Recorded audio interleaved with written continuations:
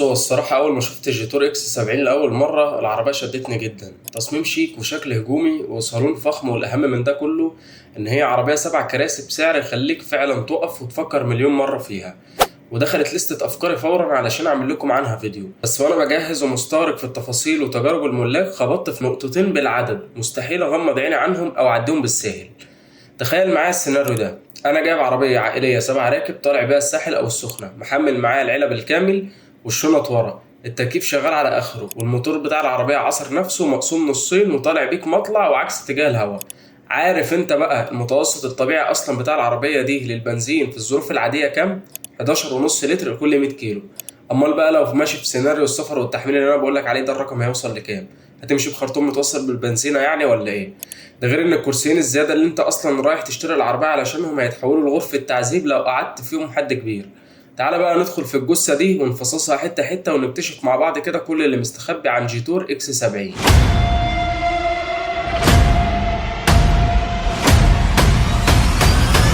السلام عليكم، ازيك؟ عامل ايه؟ اتمنى تكون بافضل حال وتكون صابب كوبايه الشاي او القهوه المظبوطه وتركز معايا جدا لاخر الفيديو. الجيتور اكس 70 بتصنف كعربيه مدمجه كروس اوفر كومباكت كروس اوفر 7 ركاب، وبتنزل بمواصفات وتقفيل صيني بالكامل عكس اختها الجيتور اكس 70 بلس اللي بتيجي بتجميع محلي. العربيه متوفره في فئتين: اول فئه بمليون 95 الف جنيه، والفئه الثانيه الاعلى تجهيزا بمليون 240 الف جنيه. وقبل ما ندخل في التفاصيل بتاعه الموتور والتكييف والمساحات، افصل بس معايا ثانيه واحده كده. انزل اعمل لايك للفيديو واشترك في القناه وفعل زر الجرس، لان الدعم ده هو اللي بيخليني اكمل واقول لك النقد الحقيقي من غير ما اجابل على حساب جيبك. ويلا بينا نخش في العربيه دي. نبدا بالمميزات والتجهيزات المقبوله جدا على سعرها وحجمها. خارجيا وداخليا العربيه بصراحه تصميمها حلو ومفهوم مريح للعين ومش معقد. وفي الفئه الثانيه هتستمتع بفتحه سقف بانوراما كبيره جدا واصله لحد الصف الثاني، بتدي وسع واضاءه ممتازه للصالون. خامات العربيه من جوه جيده جدا والكراسي جودتها مقبوله، مساحات الركوب قدام مريحه. وفي الفئه الثانيه كرسي السواق بيجي لك بتحكم كهرباء، عندك كمان شاحن وايرلس وفرامل يد كهرباء، في كده بره ورا ديفيوزر وهمي من ورا شكله متناسق وبيدي طابع رياضي للعربيه، مع اضاءات ال اي دي بالكامل قدام وورا. مساحات التخزين الداخليه للعربيه مقبوله، بس كان يفضل تكون اكبر واكتر بالنسبه لعربيه عائليه بالشكل ده.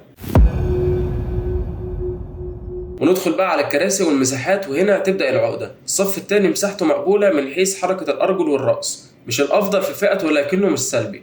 التكييف الخلفي الموجه للصف الثاني أداؤه مناسب وبيأدي الغرض وزي الفل. المشكلة الكبيرة في الصف الثالث، الشركة حاطة كرسيين ورا بس مش مخدمة عليهم بأي حاجة إطلاقا. الدخول والخروج محتاج لياقة بدنية عالية جدا وخفة حركة. لو حد كبير في السن أو حجمه ضخم حاول يدخل ورا هتبقى معاناة حقيقية. الكرسيين دول معمولين للأطفال بحد أقصى 14 سنة. الصف الثالث ملوش اي فتحات تكييف خاصه بيه، يعني اللي قاعد ورا في الصيف هيتخنق وهيفطس من الحر ومفيش جنبه غير مساحات تخزين جانبيه فقط. الشنطه لما تفرد الصف الثالث علشان تقعد ال7 ركاب، مساحه الشنطه الخلفيه المتبقيه بتبقى 104 لتر بس، يعني شنطه هاند باك بالعافيه. طب باقي شنط ال7 ركاب بقى هنوديها فين؟ تعالى نفتح الكبوت مع بعض كده عشان نتفرج على موتور العربيه. العربيه بتيجي بموتور 4 سلندر 1500 سي سي تربو، بيطلع 156 حصان وعزم 230 نيوتن متر، ومتوصل بفتيس ديول كلاتش 6 سرعات ويت بتبريد بالزيت. والعربيه دي جر امامي. وزن العربيه تقيل مقارب للطن ونص 1500 كيلو. اداء الموتور والفتيس هنا اداء متواضع جدا. اداء استخدام هادي وطبيعي، العربيه دي ما هياش بتاعت غرز ولا قرص ولا الكلام ده كله. وحط تحت نقطه الفتيس دي خطين حمر، الفتيس ديول كلاتش، وده معناه ان صياناته وقطع غياره غاليه ومحتاج معامله خاصه في الزحمه علشان ما يبص منك او يتضرر.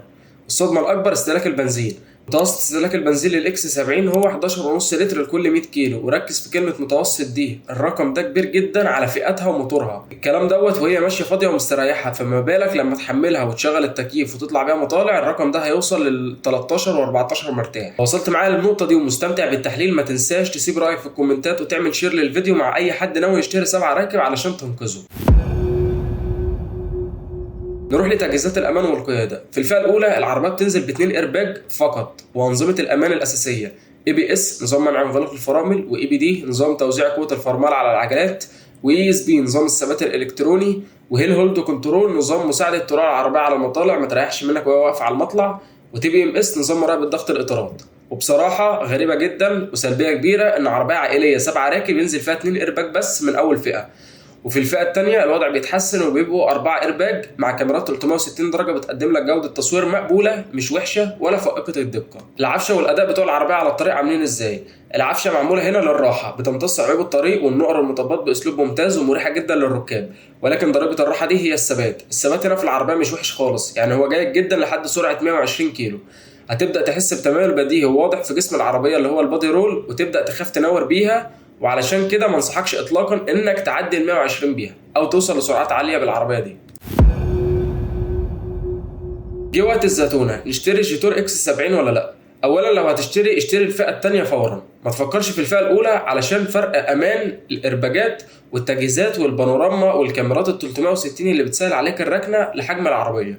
ثانيا العربيه دي مناسبه لمين؟ مناسبه جدا لاسره مكونه من 5 افراد كبار وطفلين او 3 بالكتير يتحركوا بيها مشوارين او 3 في الاسبوع وسفريتين كل شهر مثلا. هيتبسطوا جدا بالشاشه والبانوراما والنظام الصوتي والعزل الصوتي المقبول وراحه العفشه في المطبات. ثالثا مين مش مناسبه معاه وما يشتريهاش؟ لو انت شخص هتدفع فلوس علشان تقعد ناس في الصف الثالث اكبر من 14 سنه، ابعد عنها لانهم هيعانوا في الدخول والخروج وهيستووا من الحر ورا. لو انت بتدور على عربيه اقتصاديه في البنزين وصيانتها رخيصه، ابعد عنها. استهلاك البنزين بتاع العربيه 11.5 لتر في المعدل الطبيعي، وده استهلاك عالي، والفتيس الديول كلاتش هيضغطوا ميزانيتك. لو بتحب الجري والشد والثبات على السرعات العاليه، العربيه دي ما هياش ليك خالص وما تفكرش فيها. وفي الختام لو الفيديو عجبكم واستفدتم منه، ما تنسوش تدعمونا من خلال ميزه السوبر ثانكس علشان نقدر نطور المحتوى ونستمر، واشتركوا في القناه واعملوا لايك جميل للفيديو، وسيبوا لنا تحت في التعليقات رايكم عن العربيه وهل شايفينها تستاهل السعر ده ولا لا. وما تنساش قبل ما تقفل تاخد لك لفه وتتفرج على العربيات المنافسه ليها، هتلاقيني مراجعهم كلهم هنا على القناه علشان تقارن براحتك. اشوفكم دايما على خير وباحسن حال في الفيديوهات اللي جايه. شكرا لكم على المتابعه ومع السلامه.